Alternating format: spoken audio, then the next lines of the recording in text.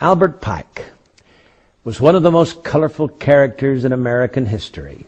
It is said that he was born on December 29, 1809 in Boston, was the eldest son of 6 children born to Benjamin and Sarah Andrew Pike. He studied at Harvard and later served as Brigadier General of the Confederate Army. After the Civil War, Pike was found guilty of treason and jailed, only to be pardoned by President Andrew Jackson on April 2, 1866, who met with him the next day at the White House. On June 20th, 1867, Scottish Rite officials conferred upon Johnson 32nd degree Freemasonry degrees. Pike was said to be a genius, able to read and write 16 languages. He was one of the founding fathers of the head of the ancient accepted Scottish Rite of Freemasonry, being the Grand Commander of North America Freemasonry from 1859, and retained that position until his death in 1891. In 1869, he was the top leader of the Knights of the Ku Klux Klan.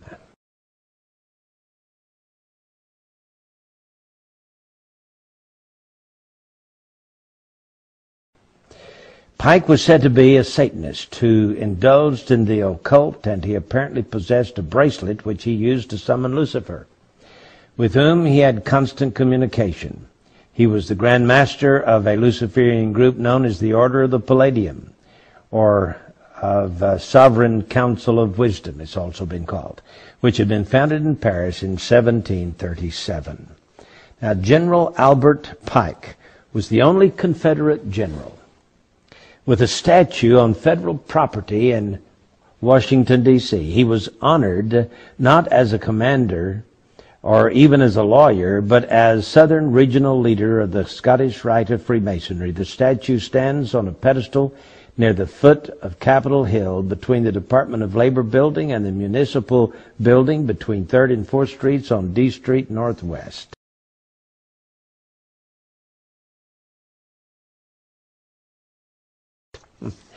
Now, I tell you all of this because it is said that he received a vision from his mentor, Mr. Lucifer, I guess, on August 15, 1871. And William Guy Carr, former intelligence officer in the Royal Canadian Navy, wrote a book called Satan, Prince of this World, in which he gives this information. He said that he received this information from a book written by Cardinal Caro Rodriguez in Santiago, Chile, who wrote in 1925 a book called The Mystery of Freemasonry Unveiled. And in this book, in 1925, it is said that he wrote a letter to a man named Mazzini,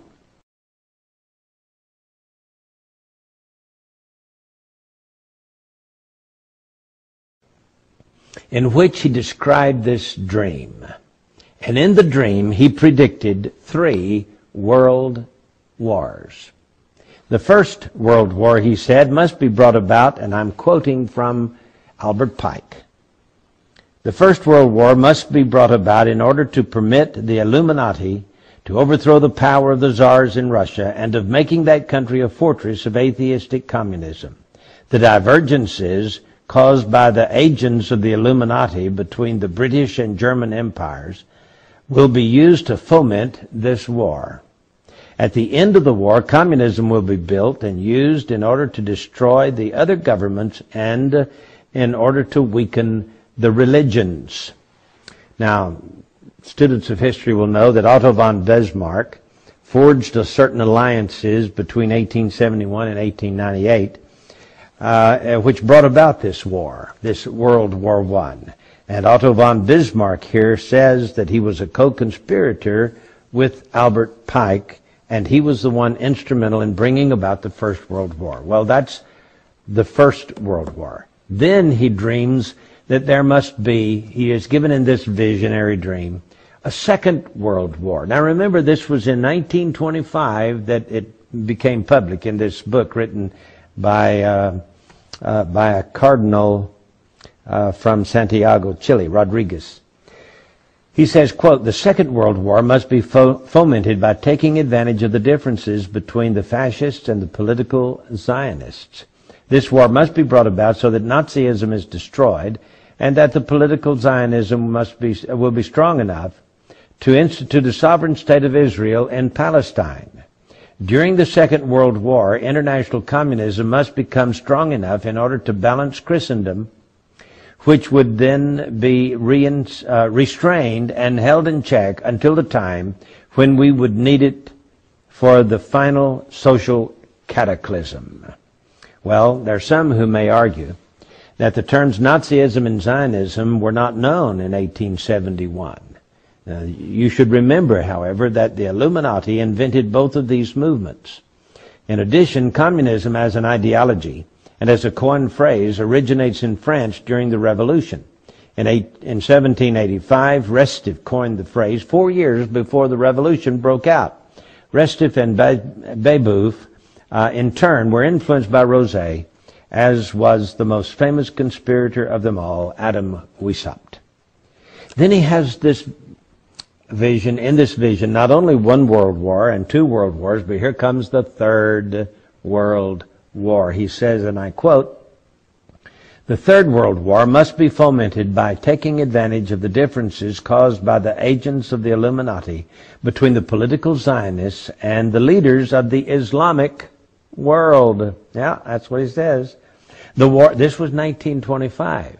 Please understand that.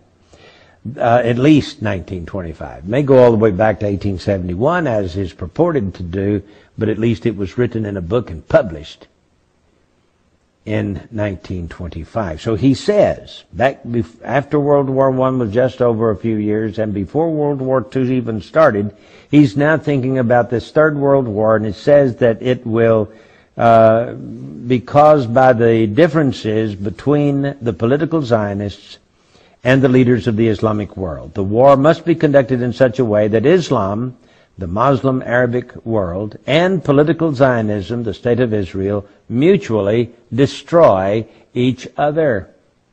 That's what it says. Meanwhile, the other nations, once more divided on this issue, will be constrained to fight to the point of complete physical, moral, spiritual, and economic exhaustion.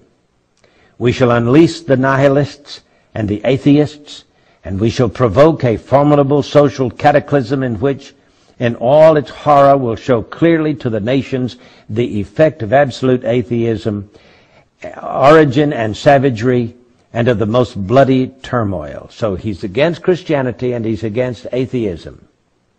They're supposed to fight each other to the death, you see. Then, he says, everywhere the citizens obliged to defend themselves against the world minority of revolutionaries will exterminate those destroyers of civilization and the multitude, disillusioned with Christianity, whose deistic spirits will from that moment be without compass or direction, anxious for an ideal, but without knowledge where to render its adoration, will receive the true light through the universal manifestation of the pure doctrine of Lucifer. That's what he says. Brought finally out in the public view. So he's saying that Lucifer will finally make himself, the good guy. He's going to save the world from these atheists who don't believe in deity and from these Christians who believe in the good God.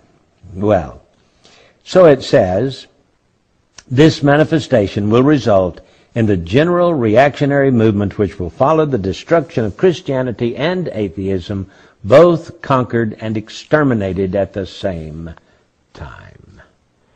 Well, I don't know if it's true, but I can tell you that it sure has played into what is being carried on in the Middle East today. And it looks like everything from World War I and World War II, with the development of the State of Israel, and with the Zionist movement and the Communist movement and the atheist movement, and the peppering down of persecution on the Christians of this world, it looks like that may be Lucifer's attempt at annihilation of us all, so that Lucifer will appear in the form, of course, of what the Bible calls the Antichrist, and establish peace on earth for mankind. I got news for all those Illuminatists.